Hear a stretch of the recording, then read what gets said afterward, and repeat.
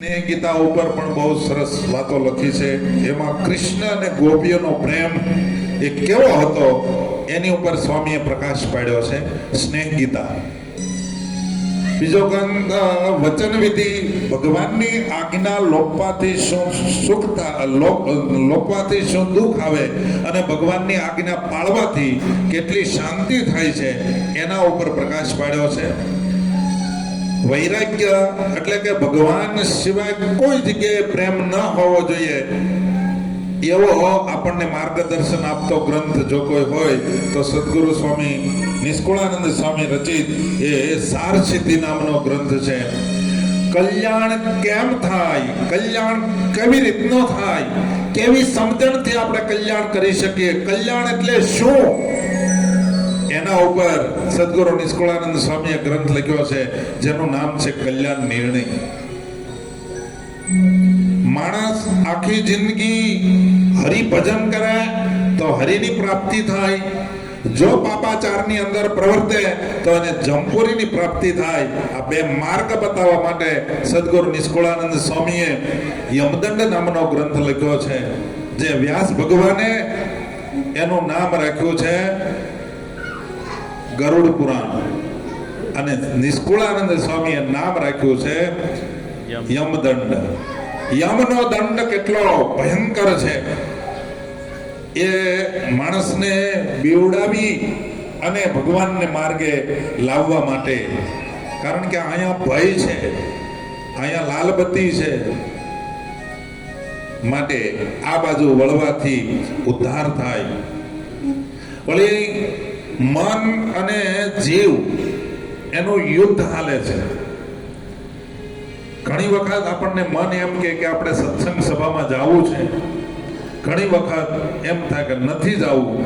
તો ના પાડે એ કોણ છે અને હા પાડે છે એ કોણ છે? એ ગ્રંથ નિષ્કુળાનંદ સ્વામીએ લખ્યું, એનું નામ રાખ્યું છે મનગંજન. આપણા હૃદયની અંદર જે કાંઈ ભર્યું છે એને જ્યારે આપણો અંતકાળ આવે ત્યારે આપણે એને ખાલું કરી અને ચોખ્ખા થઈ અને ભગવાનના ધામમાં જવું હોય તો એને કઈ કઈ વસ્તુ કાઢવી પડશે ને કઈ કઈ વસ્તુ પકડી રાખવી પડશે એવો માર્ગદર્શન બતાવતો હૃદય પ્રકાશ નામનો ગ્રંથ છે. સત્ય અને અસત્ય, આ સાચી વસ્તુ, આ ખોટી વસ્તુ, આ સાચા સંતો, આ ખોટા સંતો, એને બતાવતો ગ્રંથ એ 64 પદી સદગુરુ નિષ્કુળાનંદ સ્વામીએ આમ જોઈએ તો ઘણા ગ્રંથો લખ્યા છે, પણ 21 ગ્રંથ સ્વામીના પ્રસિદ્ધ છે. એ ભક્ત ચિંતામણી હોય કે નિષ્કુળાનંદ કાવ્ય હોય એની અંદર બધો જ સમાવેશ. ભક્ત ચિંતામણી સ્વામિનારાયણ ભગવાનના જન્મથી લઈ અને તિરોધાન સુધીના તમામ લીલા, ભગવાનને અવતાર ધરવાનું પ્રયોજન કયું હતું એ ઉપર પણ સ્વામીએ વાત કરી છે ભક્ત ચિંતામણીની અંદર. ભક્ત ચિંતામણી એટલે સ્વામિનારાયણ સંપ્રદાયનો મોટામાં મોટો પાયાનો ગ્રંથ જો કોઈ હોય તો એ સત્સંગી જીવન અને બીજો છે ભક્ત ચિંતામણી. સત્સંગી જીવનને સ્વામિનારાયણ ભગવાને એક એક પ્રકરણ, એક એક અધ્યાય, એક એક શ્લોકને મહારાજે પ્રૂફ કર્યું છે. પ્રૂફ રીડિંગ ભગવાન પોતે કરેલું છે. એવી જ રીતે નિષ્કુળાનંદ સ્વામીના રચિત આ ભક્ત ચિંતામણી એની એક એક પ્રકરણને એક એક ચોપાઈ, સામેરી રાગ હોય, પૂર્વ સાયો હોય, વેરાડી હોય, કોઈ પણ રાગ હોય, એ રાગની ભગવાન શ્રી હરિએ પોતે પ્રૂફ કર્યું છે. એટલા માટે ભક્ત ચિંતામણી પણ એટલો જ મહાન ગ્રંથ છે. સદગુરુ નિષ્કુળાનંદ સ્વામીના એક ગ્રંથ લો તો એની અંદર મહારાજે બહુ બહુ વાતો બતાવી છે, પણ એમાં વિશેષ કરીને સ્વામીએ પુરુષોત્તમ પ્રકાશ ગ્રંથની અંદર સ્વામિનારાયણ સંપ્રદાયની અંદર 6 અંગ કહેવામાં આવે છે. કયા 6 અંગ છે કોને ખબર છે?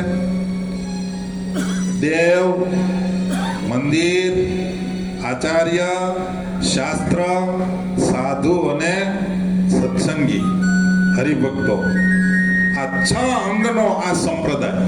આમાંથી એક અંગને કોઈ ખંડિત કરે તો મહારાજ બહુ નારાજ થાય, કારણ કે 6 અંગ છે એ મહારાજ કે મારું આખું શરીર છે.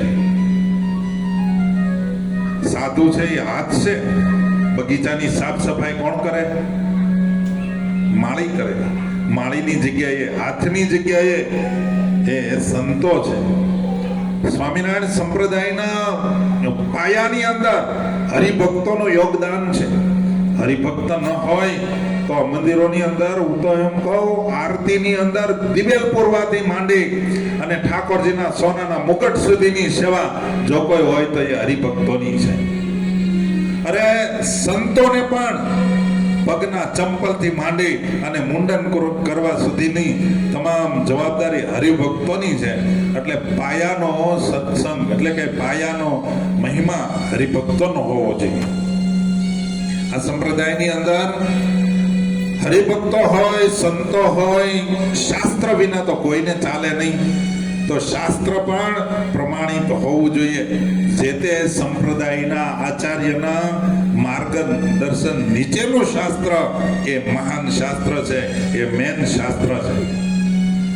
એટલા માટે ભાગવતની અંદર ગોપીઓ અને ભગવાન કૃષ્ણના સંવાદમાં વાત લખાણી છે કે ગોપીઓને ઉદ્દેશીને ભગવાન પોતે બોલ્યા, કૃષ્ણ કે હે ગોપીઓ, આ ધરતી ઉપરથી જ્યારે હું વિદાય લઈ લઉં ને પછી આચાર્યના રૂપમાં આ જીવાત્માનું રક્ષણ કરવા માટે અધઃપતનને માર્ગે કોઈ જીવાત્માને ન લઈ જાય, કામ ક્રોધાદિક કોઈ એને પીડી ન શકે, એટલે આચાર્યના રૂપમાં હું બધાનું રક્ષણ કરવા ઉપર ધરતી ઉપર કાયમ માટે રહીશ.